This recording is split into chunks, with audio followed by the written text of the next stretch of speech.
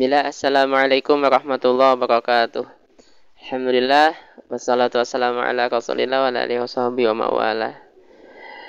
Ya, pada hari ini kita akan membahas bagaimana cara mengajar hafalan Al-Quran yang efektif, yang baik, sahabat. Nah, sahabat, modal pertama tentunya ya, dalam setiap amalan kita, dalam setiap kebaikan yang kita lakukan, maka kita harus punya modal ikhlas yang pertama ini ya. Ini pasti modal yang paling mendasar. Jelas sekali Rasulullah SAW mengatakan innamal a'malu binniyat.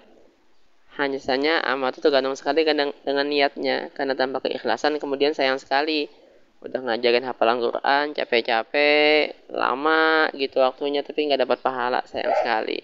Maka ikhlaskan niat kita ngajarin orang hafalan hanya karena Allah saja. Nah maka sahabat, ikhwah, ada implikasi dari keikhlasan ini. Kalau kita memang benar-benar ngajarin hafalan Quran ini karena Allah, tentu kita nggak akan maksa orang lain hanya untuk nurutin kita saja, untuk ngikutin kita saja. Jadi misalnya nih ada murid kita yang nggak mau nggak nurut lah gitu, nggak ngikut sesuai arahan kita, maka kita nggak akan marah yang berlebihan ke dia. Kalaupun kita misalnya ngasih tahu murid kita ini, kita akan ngasih taunya dengan cara yang baik, dengan cara yang ahsan, terkontrol. Cara kita ngasih taunya itu. Karena kita bukan ingin menjadikan murid kita itu nurut sama kita, enggak. Tapi kita ingin mendekatkan dia kepada Allah.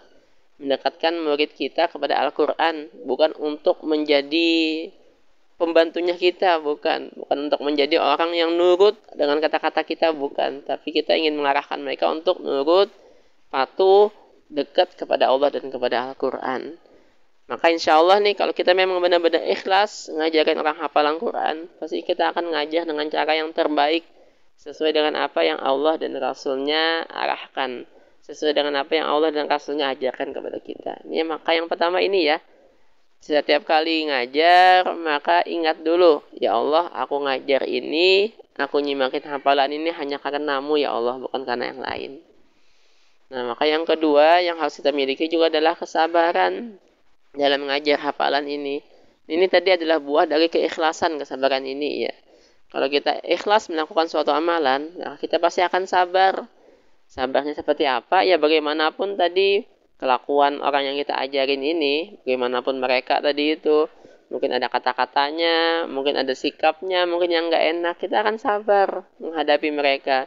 Kita akan sabar membimbing mereka dengan cara yang terbaik. Nggak akan membimbing mereka dengan semaunya kita, tetapin target misalnya sepengennya kita, pokoknya harus segini, kalau nggak segini akan dihukum segala macam. Nggak akan seperti itu. Kita pasti akan sabar menghadapi mereka, karena yang kita hadapi ini adalah manusia, bukan robot, bukan benda, bukan barang ya. Maka perlu sekali yang namanya kesabaran saat ngajarin hafalan ini. Nah yang ketiga yang kita butuhkan juga adalah teladan. Ini memang dalam setiap pengajaran memang seperti ini ya, teladan. Jadi jangan sampai kemudian kita nyuruh murid kita ngelancarin hafalan, tapi kita sendiri nggak mau ngelancarin hafalan itu. Jangan sampai kemudian kita nyuruh mereka untuk rajin merojaah, ngulang-ngulang hafalan, tapi kita sendiri malas merojaah. Itu bukan teladan namanya, bukan teladan yang baik.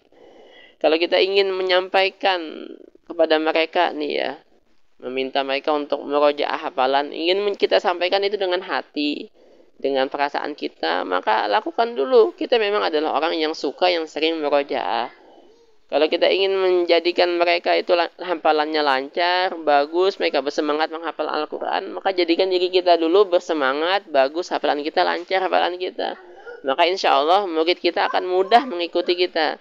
Karena kalau kita menjadi teladan yang baik, insya Allah kan ya, murid kita akan mengikuti kita. Tapi kalau kita bukan teladan yang baik, maka bagaimana murid kita mau seperti apa yang kita inginkan? Nah, maka jadikan diri kita teladan yang baik di sini. Jadikan diri kita orang yang bersemangat belajar Al-Quran, bersemangat menghafal Al-Quran, bersemangat juga untuk membaca, untuk mengulang-ulang hafalan Al-Quran, bersemangat juga untuk mengamalkan kandungan Al-Quran. Nah ini dulu insyaAllah sahabat, semoga bermanfaat. Nanti kita lanjutkan di sesi yang lain. Subhanakallahumma bihamdika asyhadu an la ilaha illa anta astaghfiruka wa atubu ilaik. Assalamualaikum warahmatullahi wabarakatuh.